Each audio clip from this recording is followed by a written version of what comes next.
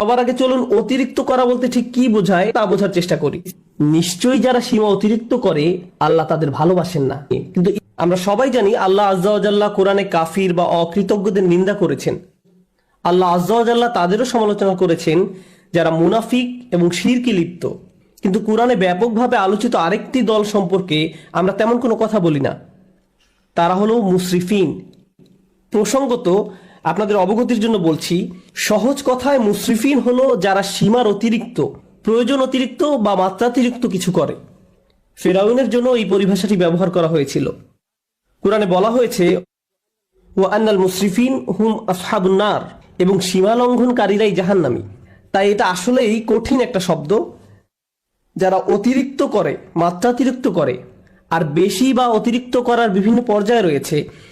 আল্লাহ তাআলা কোরআনে একজন নবীর উদ্ধৃতি দিয়েছেন যখন তিনি তার সম্প্রদায়কে উদ্দেশ্য করে বলছিলেন ওয়ালা তুতিউ আমরাল মুসরিফিন, এবং তোমরা সীমা লঙ্ঘনকারীদের নির্দেশের আনুগত্য করো না। সুতরাং দেখা যাচ্ছে সীমার অতিরিক্ত করা একটা ঘৃণিত খারাপ গুণ, আর বিষয়টা উপলব্ধি করা গুরুত্বপূর্ণ। আল্লাহ আজ্জা ওয়া জাল্লা আকাশের বর্ণনা দিতে গিয়ে বলেছেন আস-সামাআ রাফাআহা ওয়া ওয়াদাআল মিজান, অর্থাৎ তিনি আকাশকে সমুন্নত করেছেন আর তাতে তিনি পাল্লা স্থাপন করেছেন, ভারসাম্য স্থাপন করেছেন। মানে হলো পৃথিবী, চন্দ্র, সূর্য সবকিছু তার নির্দিষ্ট জায়গায় ভারসাম্যপূর্ণ উপায়ে স্থাপন করা হয়েছে। দিন রাতের সাথে ব্যালেন্স রক্ষা করে চলে। মহাকাশে যা কিছু আছে কুল্লুন ফি ফালাকি ইয়াসবাহুন, সবাই আপন আপন কক্ষপথে বিচরণ করে। এভাবেই আল্লাহ বিষয়সমূহ পছন্দ করেন। বিভিন্ন জিনিস একে অন্যের সাথে সঙ্গতি এবং ভারসাম্য বজায় রেখে চলুক।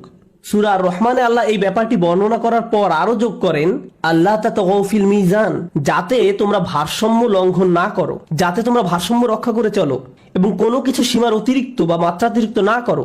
মহাকাশের সবকিছু ঠিক যেমন একটা ভারসাম্য এবং সমন্বয় বজায় রেখে চলছে, আমাদেরও সবকিছুতে ভারসাম্য বজায় রেখে চলা উচিত। আমাদের ব্যবসা বাণিজ্য, আমাদের চলাফেরা, চিন্তা পদ্ধতি সবকিছুতে ভারসাম্য রক্ষা করে চলা উচিত। সবার আগে চলুন অতিরিক্ত করা বলতে ঠিক কি বোঝায় তা বোঝার চেষ্টা করি। ইসরাফ শব্দের সাধারণ অর্থ হলো প্রয়োজনের অতিরিক্ত করা, মাত্রাতিরিক্ত করা। একটা উদাহরণ দিচ্ছি। রমজানের সময় ইফতার শুরু করার পূর্বে অনেকেই নিজের প্লেটে যত পারেন খাবার নিতে থাকেন। তখন মনে মনে ভাবেন এগুলো শেষ করা কোনো ব্যাপারই না, কিন্তু প্লেটের 25% খাবার শেষ করতেই আপনার পেট ভরে যায়। তাহলে দেখা যাচ্ছে আপনি যতটুকু খেতে পারবেন তার চেয়ে অনেক বেশি নিজের প্লেটে নিয়েছেন, কারণ আপনি ইসরাফে ভুগছেন। যা দরকার তার চাইতেও অনেক বেশি নিচ্ছেন, কারণ আপনার ক্ষুধার অনুভূতির ক্ষতিপূরণ করছেন। খাবারের ইসরাফ যেহেতু অনেক কমন, তাই আরেকটা উদাহরণ দিচ্ছি। যেমন ধরুন, মানুষ বিয়ে বা অন্য কোনো খাওয়ার দাওয়াতে যায়, আর সেখানে হয়তো সারিবদ্ধভাবে সবাইকে খাবার সংগ্রহ করতে হয়, সবাইকে নিজ নিজ প্লেটে খাবার নিতে হয়। তো আপনার হয়তো মুরগির গোশত অনেক পছন্দের, তাই মুরগির গোশতের সামনে গিয়ে যত পারেন নিজের প্লেটে পুরতে থাকেন, কারণ পেছনে লম্বা লাইনের দিকে তাকিয়ে আশঙ্কা করেন যে পরের বার আসলে হয়তো আর পাবেন না। তাই এত বেশি পরিমাণে নিজের প্লেটে নেন, মনে হয় যেন এটা দিয়ে একটা রেস্টুরেন্ট খুলতে পারবেন।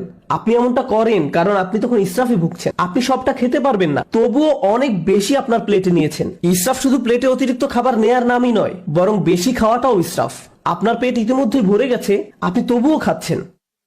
আপনি সারাক্ষণ কিছু না কিছু চাবাচ্ছেন, শুধু ভোগের উপরে আছেন।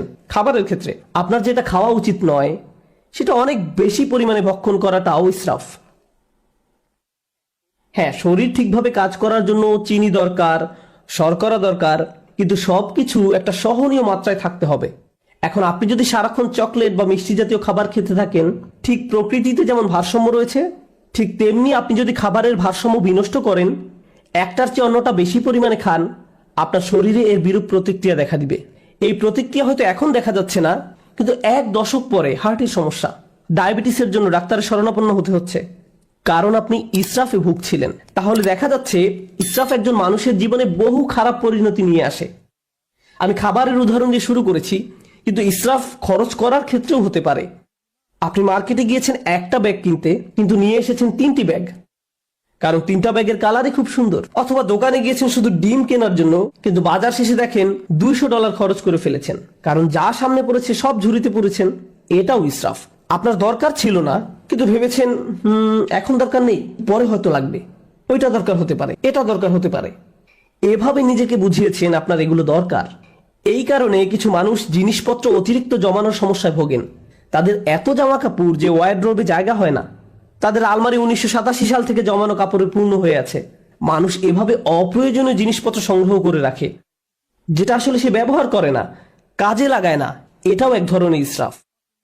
আপনি বাসায় গেলে নিজেই বলতে পারবেন জিনিসপত্র জমিয়ে রাখার সমস্যায় ভুগছেন কিনা। যদি দেখেন এখানে সেখানে ছোটখাটো জিনিসপত্র পড়ে আছে, বুঝতে পারছেন না কোথায় রাখবেন, জানেনও না এটা আসলে কোন কাজে লাগে, মনে মনে ভাবেন এটা আসলে কি কাজে লাগে, এরকম যদি অনেক থাকে, সম্ভবত আপনি ইসরাফে ভুগছেন।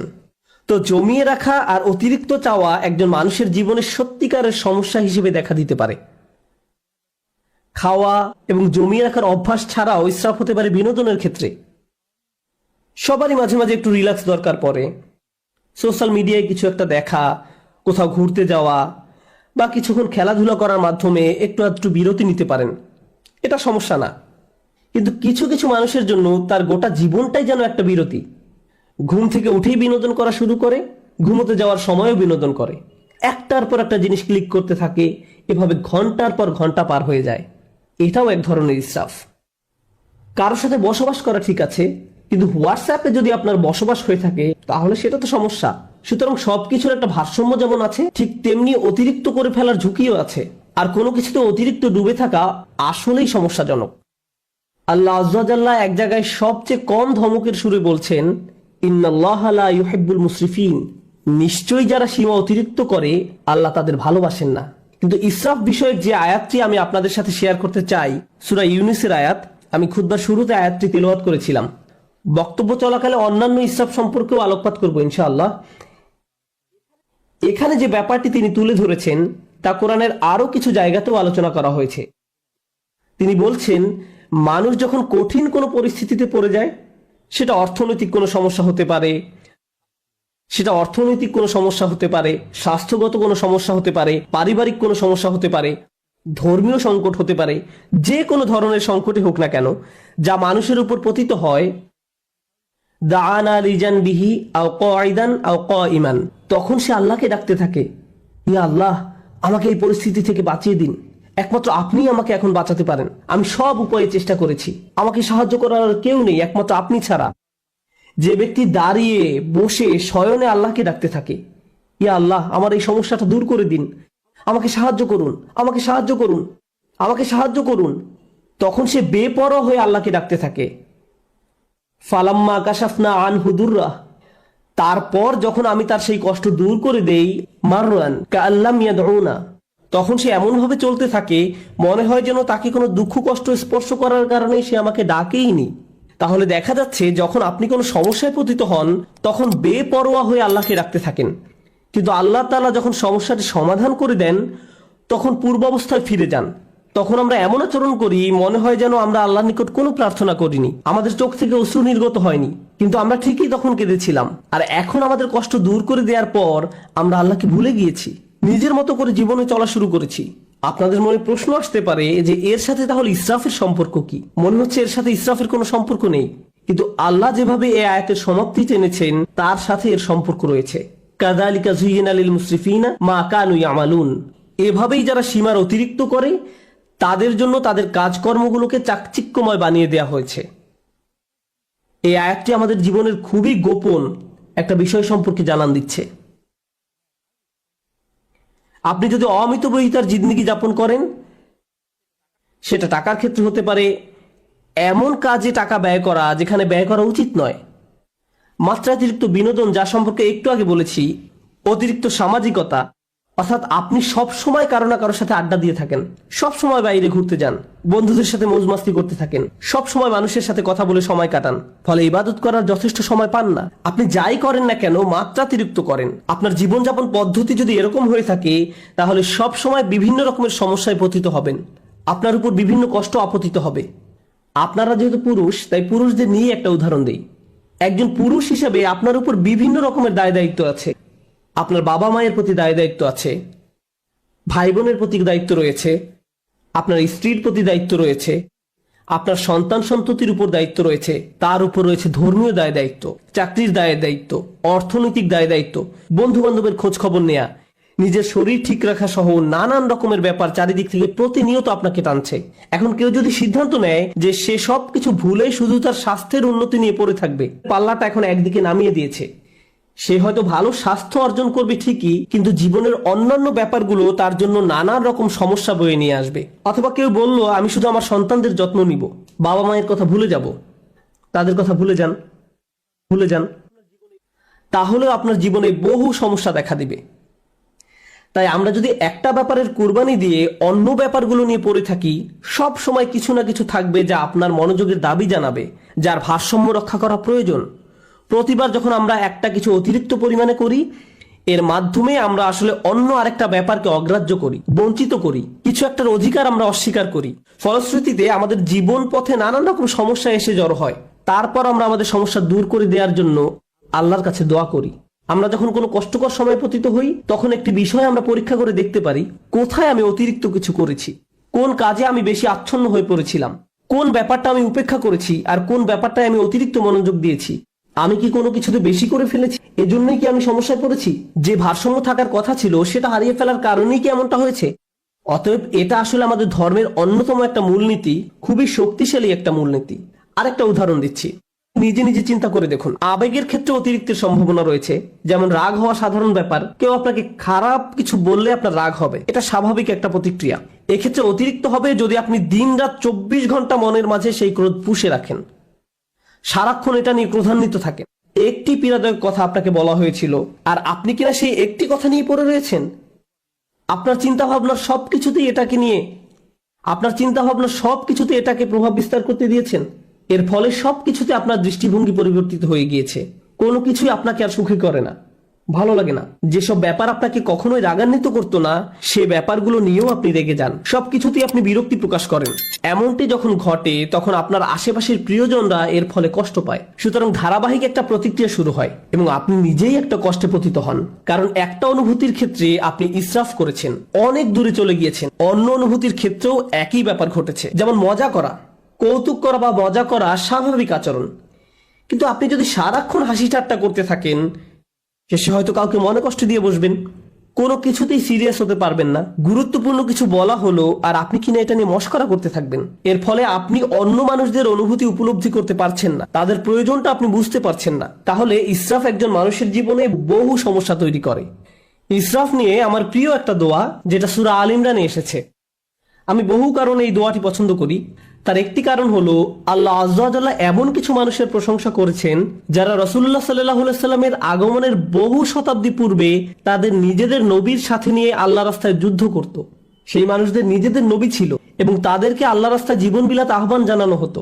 যুদ্ধে যাওয়ার পূর্বে তারা এই দোয়াটি করত, وما كان قولهم إلا أن قالوا রব্বানা ইগফির লানা যুনুবানা ওয়া ইসরাফানা ফি আমরিনা ওয়া সাব্বিত আকদামানা ওয়ানসুরনা আলাল কওমিল কাফিরিন। চারটা বিষয় চেয়ে তারা আল্লাহর নিকট দোয়া করত হাজার হাজার বছর পূর্বে। আল্লাহ দেখলেন এই দোয়াটি এতটাই কালোত্তীর্ণ এবং মূল্যবান যে তিনি দোয়াটিকে কোরআনের অংশ করে দিলেন। প্রথমত আল্লাহ রাস্তায় যুদ্ধ করা এই মানুষগুলো বলতো, হে আল্লাহ, আমাদের পাপগুলো ক্ষমা করে দিন। রব্বানা ইগফির লানা যুনুবানা, রব্বানা ইগফির লানা যুনুবানা, আমাদের ভুলগুলো, আমাদের লজ্জাজনক কাজগুলো ঢেকে দিন। দ্বিতীয়ত ইসরাফানা ফি আমরিনা, এবং বিভিন্ন কাজে কর্মে আমাদের যে বাড়াবাড়িগুলো রয়েছে তাও ঢেকে দিন। জীবনের বিভিন্ন ক্ষেত্রে প্রতিটি সিদ্ধান্ত নেয়ার সময় যে বাড়াবাড়িগুলো করেছি, সীমার অতিরিক্ত যা কিছু করেছি, সেগুলো মাফ করে দিন। তাহলে তারা তাদের পাপগুলোকে একটা সমস্যা হিসেবে দেখলেন এবং কাজে বাড়াবাড়িগুলোকে আরেকটা সমস্যা হিসেবে দেখলেন। জানেন, দিন পালন করার ক্ষেত্রে অতিরিক্ত করার সমস্যা দেখা দিতে পারে। কোরআন আমাদেরকে বলছে, লা তাগলু ফি দীনিকুম, তোমরা দিনের ব্যাপারে বাড়াবাড়ি করো না। দিন পালনের ক্ষেত্রে কিভাবে বাড়াবাড়ি হয়? যেমন একজন বলল, আমি কোরআন শিখতে চাই। আমি বললাম, চমৎকার, খুবই খুশি যে তুমি কোরআন শিখতে চাইছো। সে বলল, না, আমি দিনরাত 24 ঘন্টা কোরআন পড়তে চাই। আমি বললাম, একটু থামো, তোমার ফ্যামিলি আছে, তাদের প্রতি তোমার দায়িত্ব কর্তব্য রয়েছে, তোমার চাকরি আছে, তোমাকে তোমার ছেলে মেয়েদের দেখাশোনা করতে হবে, তোমার স্বামী বা স্ত্রীর জন্য সময় ব্যয় করতে হবে। না না, আমি শুধু আল্লাহর কালাম শিখতে চাই, আল্লাহর কালাম আমার জন্য যথেষ্ট, আল্লাহ তাদের দেখাশোনা করবে। আমি বললাম, যে বইটা তুমি সারাদিন পড়ছো সেটাই তোমাকে এই দায় দায়িত্বগুলো পালন করার কথা বলছে। এভাবেও ইসরাফ ঘটে। একবার একদল বোনের সাথে আমার সাক্ষাৎ হয় যারা কোরআন অধ্যয়নে প্রচুর সময় ব্যয় করতেন। তারা দিনে হয়তো 16-17 ঘন্টা সময় ব্যয় করতেন কোরআন অধ্যয়নে। সে সময় দারুণ একটা ব্যাপার ঘটে। আমি তাদের উদ্দেশ্যে বক্তব্য দেওয়ার পূর্বে তাদের গ্রুপের একজনের মেয়ে এসে আমার সাথে দেখা করে। সে বলে, আপনি এখন এই গ্রুপের উদ্দেশ্যে বক্তব্য দিবেন? আমার আম্মু এই দলের সদস্য, আপনি কি একটু তাদের থামতে বলবেন? আমি বললাম, কি? সে বলল, কারণ আমি আমার আম্মুকে খুব মিস করি, তার সাথে আমার খুবই কম দেখা হয়। তিনি সব সময় পড়ালেখা করেন, বাসায় থাকলেও তার কানে হেডফোন থাকে এবং বলেন, আমাকে ডিস্টার্ব করো না। তিনি কোরআনের শব্দ পড়ায়, ব্যাখ্যা পড়ায় সব সময় ব্যস্ত থাকেন। আমি আশা করছি আপনি এই ব্যাপারে তাকে কিছু বলবেন। জানেন সবচেয়ে ভয়ঙ্কর ব্যাপার কি ছিল? সে আরো বলেছিল, আমার মায়ের কারণে আমার এখন আর কোরআন পড়ার কোনো আগ্রহ নেই। তারপর আমি যখন তাদের সামনে কথা বলতে গেলাম, আমি এই মেয়েটি সম্পর্কে কিছুই বললাম না। আমি বললাম, চলুন আজকে সবাই মিলে কিছু আয়াত অধ্যয়ন করি। তারপর আমরা কয়েকটি আয়াত পড়লাম। তার মাঝে কয়েকটি আয়াত ছিল, ওয়া ইলাস সামাই কাইফা রুফিআত ওয়া ইলাল জিবালি কাইফা নুসিবাত, এবং আকাশের দিকে কি লক্ষ্য করে দেখো না কিভাবে সেটা উঁচু করা হয়েছে, আর পাহাড়ের দিকে কি দেখো না কিভাবে তা স্থাপন করা হয়েছে। তারপর আমি জিজ্ঞেস করলাম, আপনাদের কে কে এই আয়াতগুলো অধ্যয়ন করেছেন? সবাই হাত তুলল। তারপর বললাম, আপনাদের কে কে পাহাড় পর্বত দেখেছেন? আপনাদের কে কে রাতের আকাশে তারা দেখেন? এমনটা করেছেন কখনো? তারা বলল, না না, আমাদের তো কোরআন পড়তে হবে। কিন্তু সেই কোরআনই তো আপনাদেরকে এসব করতে বলছে। কিন্তু কোরআনেই, আফালাম ইয়াসিরু ফিল আরদ, তারা কি জমিনে ভ্রমণ করেনি? তারা কি আল্লাহ সুন্দর সৃষ্টি দেখেনি? আপনারা এই সম্পর্কে পড়তে চান কিন্তু কাজটি করতে চান না। অথচ আল্লাহ বলছেন বাহিরের পৃথিবী দেখার জন্য। অন্য কথা, এমনকি ধর্মীয় কাজে অতিরিক্ত করার সম্ভাবনা থাকে। এটা পরিবেশের ব্যাপার যে মানুষ কোরআন পড়ছে আবার একই সময় কোরআনের নির্দেশনাকে উপেক্ষা করছে। এমনটাও ঘটতে পারে। ইসরাফ আমাদের আবেগের বেলায় ঘটতে পারে। আমি সক্রিয় আবেগ, রাগের ব্যাপারে আগে কথা বলেছিলাম। ইসরাফ কিন্তু নিষ্ক্রিয় আবেগ, যেমন চুপ থাকার ক্ষেত্রেও ঘটতে পারে। যেমন ধরুন, কেউ হয়তো আপনার প্রতি বা আপনার পরিবারের কারো প্রতি অন্যায় করেছে, তখন আপনি ভাবলেন আমার ধৈর্য ধারণ করা উচিত, চুপ থাকা উচিত। এখন আপনার এই চুপ থাকার কারণে অন্যায়কারী একটার পর একটা অন্যায় করেই যাচ্ছে। আপনি ভাবছেন আমার ধৈর্যের পরীক্ষা হচ্ছে, আমাকে আরো বেশি চুপ থাকতে হবে। আপনার এই চুপ থাকার কারণে অন্যায় করার পরিমাণ এখন আরো 10 গুণ বৃদ্ধি পেয়েছে। আপনি এখানে ইসরাফ করেছেন। আপনার চিৎকার চেঁচামেচি করার দরকার নেই, আবার ব্যাপারটা নিয়ে অজ্ঞ থাকারও কথা নয়। আপনার তো অন্তত পক্ষে সত্যটা মুখ দিয়ে বলার দরকার ছিল, কালোকে কালো বলার দরকার ছিল, যা সত্যি তা বলা উচিত ছিল।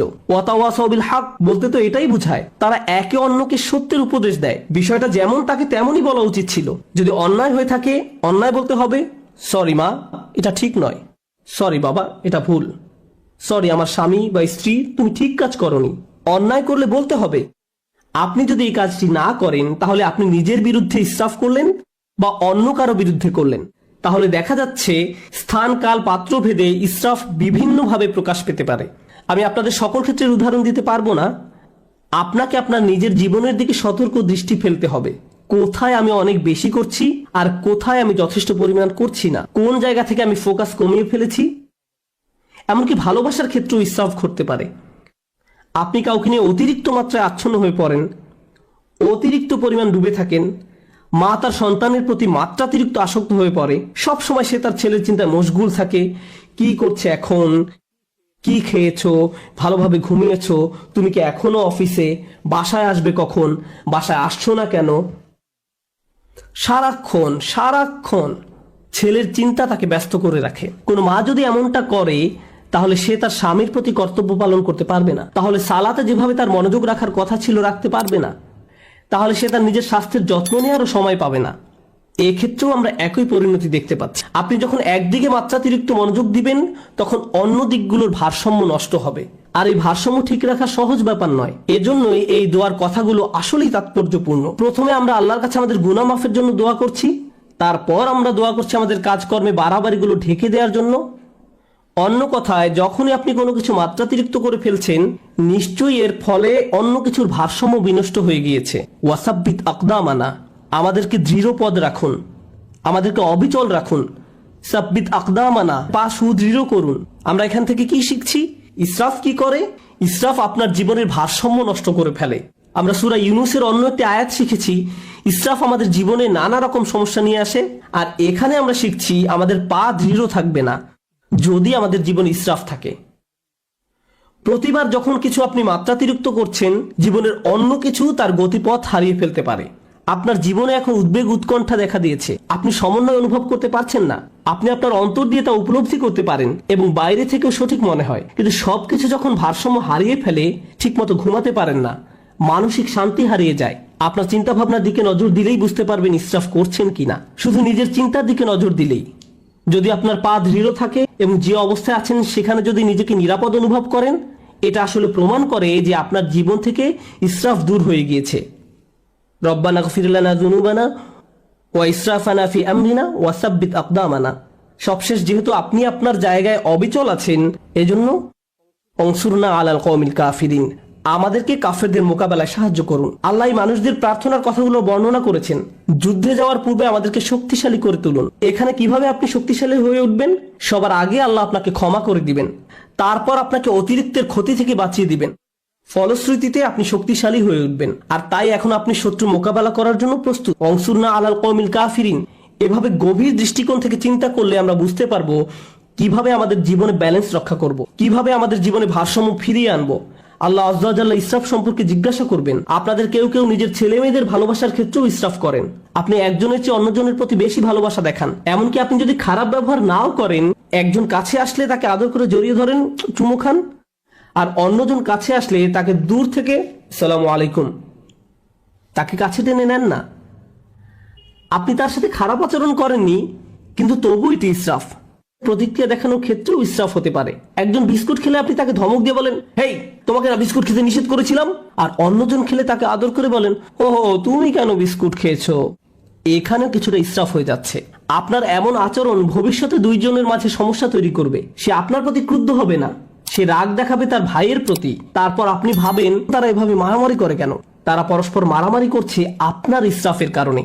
আপনি এটা তৈরি করেছেন, আপনি এই সমস্যা তৈরি করেছেন। সুতরাং আমি এবং আপনি যেভাবে চলাফেরা করি, যেভাবে মানুষের সাথে আচার ব্যবহার করি, অন্যদের সাথে আবেগের দিক থেকে যেভাবে আচরণ করি, আমাদের মনের অবস্থা কেমন থাকে, এই সবগুলো বিষয় পুনরায় পরীক্ষা করে দেখতে হবে, যেন আমরা ইসরাফ করা মানুষে পরিণত না হই।